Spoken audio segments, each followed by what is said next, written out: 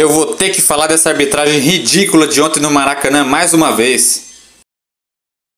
Meus amigos, e foi divulgado aí o áudio do VAR, e eu não vou nem colocar essa merda desse áudio do VAR, porque coloca que não houve impacto suficiente pro penal. Meu Deus, cara, o Mateuzinho faz o pênalti no Camacho, muitos flamenguistas admitiram no momento ali do jogo, flamenguistas dizendo que foi muito pênalti, torcedores de outros times dizendo que foi pênalti, então assim, isso aí é chover numa olhada, a gente não vai falar mais nada além disso sobre o pênalti, porque afinal de contas foi pênalti. E no segmento da jogada, no término da jogada, acabou acontecendo o gol do Pedro. Então foi um lance capital do jogo e o VAR poderia ter sido chamado e o VAR poderia ter anulado o gol do Flamengo e dado o pênalti para o Santos, já que isso aconteceu várias e várias vezes no futebol europeu. Eu não me lembro de ter acontecido uma vez aqui no futebol brasileiro, mas no europeu aconteceu muitas vezes. E assim, vamos seguir aqui para o foco do nosso vídeo. Como você pode ver a capa, o Santos está abandonado. Sim, o Santos está abandonado, porque eu tenho participado de pelo menos uma vez por semana do Esporte por Esporte Rádio, EP Rádio da TV Santa Cecília, aqui de Santos. E assim, é tema de todos os programas a incompetência dessa gestão de Andrés Rueda na questão do futebol.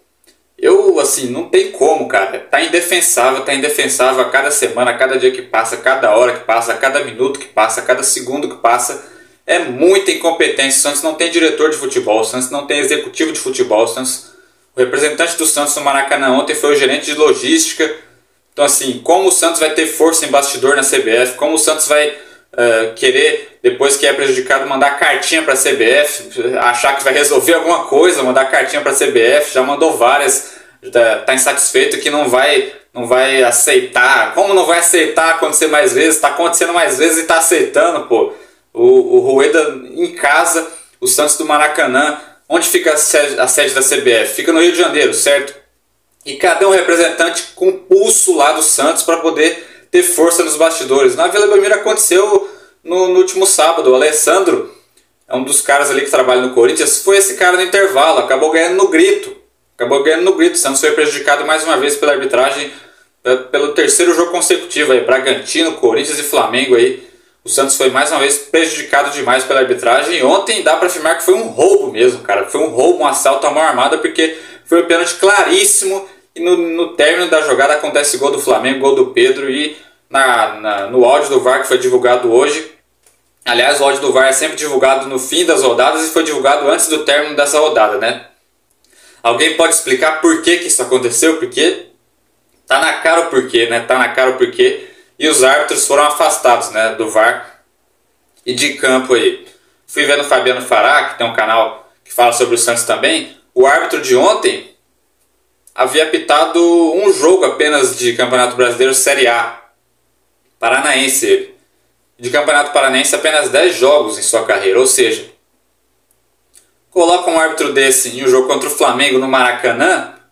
Flamengo às vésperas de viajar para Guayaquil para a final de Libertadores, com sua torcida imensa que é pelo Brasil todo. É óbvio que um time como o Santos, que não tem força nos bastidores, vai ser assaltado como foi ontem. E o presidente do Santos não percebe isso. Como que ele não percebe isso? E o executivo de futebol do Santos, que o Santos não tem, não percebe isso. O diretor de futebol que o Santos não tem, não percebe isso. E o Orlando Ribeiro, que é o técnico interino. A pergunta do Felipe Cardoso do Esporte por Esporte, que foi feita na derrota contra o Corinthians, foi assim, chave e fundamental. Por quê? Porque ele acaba na vergonha alheia. Eu me senti envergonhado pelo Orlando Ribeiro, que é o técnico interino, que o Santos não tem o planejamento, não está fazendo, o Orlando não está participando do planejamento para 2023 e o Santos, nessa gestão, o futebol do Santos está sendo maltratado, né? Não é nem foi, porque em 2021 não montou um time competitivo digno da história do Santos, acabou caindo na fase de grupos da Libertadores, quartas de final da Copa Sul-Americana, terminou em 10º e brigou para não cair no Brasileirão e no Campeonato Paulista. 2022 brigou para não cair no Brasileirão e ainda pode estar brigando, não sei, vai que o Santos perde mais 2 seguidas aí, ainda tem chance de ser rebaixado, embora eu não creia que vai acontecer por conta dos times ruins que estão lá embaixo, né? Atlético Goianiense, Juventude, Coritiba, Ceará, por incompetência dos outros e não competência do Santos. E brigou para não cair no Paulista, se salvou na última rodada vencendo o Água Santa, né? Então assim, na Sul-Americana caiu nas oitavas de final para o poderoso Deportivo Táchira. O Deportivo Táchira havia vindo para o Brasil 14 vezes, não havia empatado nem vencido nenhuma, empatou a primeira e eliminou o Santos nos pênaltis.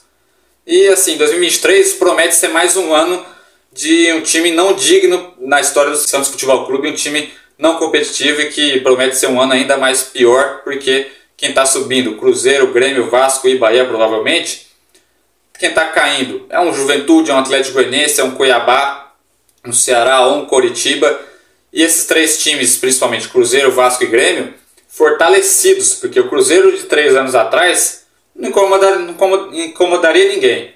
O Grêmio de 2021 que caiu não incomoda ninguém, tanto que o Santos ganhou com o gol do Wagner Palha 1-0 aquele jogo decisivo.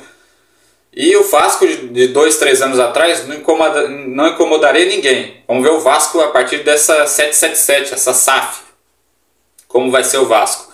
E o Bahia City, que é o quarto time, que eu acabei citando 3, mas o quarto time, que é o Bahia, que há 2 anos atrás não incomodaria ninguém. E agora esses 4 times estarão fortalecidos. E o planejamento do Santos para 2023, cadê? Cadê o executivo? Cadê o diretor? O Santos não tem absolutamente nada, o Santos está abandonado, o Santos está jogado às traças e não tem força em bastidor nenhum. É prejudicado, passam a mão na bunda do Santos, essa que é a verdade, toda semana. Foi contra o Corinthians, foi contra o Bragantino, foi contra o Flamengo.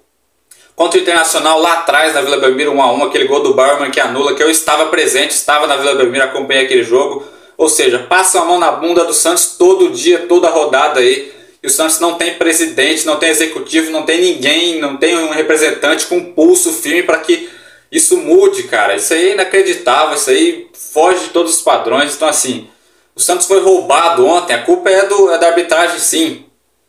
Mas a culpa também, obviamente, é do fato do Santos não ter um representante com pulso para que não aconteça essas barbaridades, esses roubos mesmo. Porque foi um roubo que aconteceu ontem. Foi um pênalti claríssimo do Mateuzinho em cima do Camacho. E o Santos está jogado às traças aí. E o torcedor também. Tá difícil, né? Tá difícil pro torcedor, porque o torcedor acaba sendo respingado por tudo isso. Acaba sendo influenciado. O torcedor não tem força nem para reclamar mais, né? Tá difícil porque realmente o Santos é uma negação dessa gestão de Andrés Rueda na questão futebolística. E que, óbvio, o Santos é Santos Futebol Clube. Eu defendia muito o Rueda por conta da intenção, né, das pretensões, mas está cada vez mais difícil. O grande feito da gestão pode ser a nova Vila do Santos, a nova Vila Belmiro, com da W Torre, mas enfim, de resto no futebol é uma verdadeira negação, uma gestão incompetentíssima no futebol. Brigou para não cair em todos os campeonatos de pontos corridos que disputou, em mata-matas, vexame atrás de vexame. Ainda esqueci de citar o vexame para o Corinthians, o 4-0. Então assim, tá difícil, o Santos realmente está jogado às traças, está abandonado, como você viu aí na capa do nosso vídeo. E vamos ver, né? Vamos ver o que pode acontecer, porque em dezembro do ano que vem tem eleição no Santos e vamos ver se o Santos consegue uma gestão, uma diretoria, um presidente melhor, né? Um presidente que entenda de futebol, que é o mínimo que um Santos Futebol Clube precisa ter. Valeu!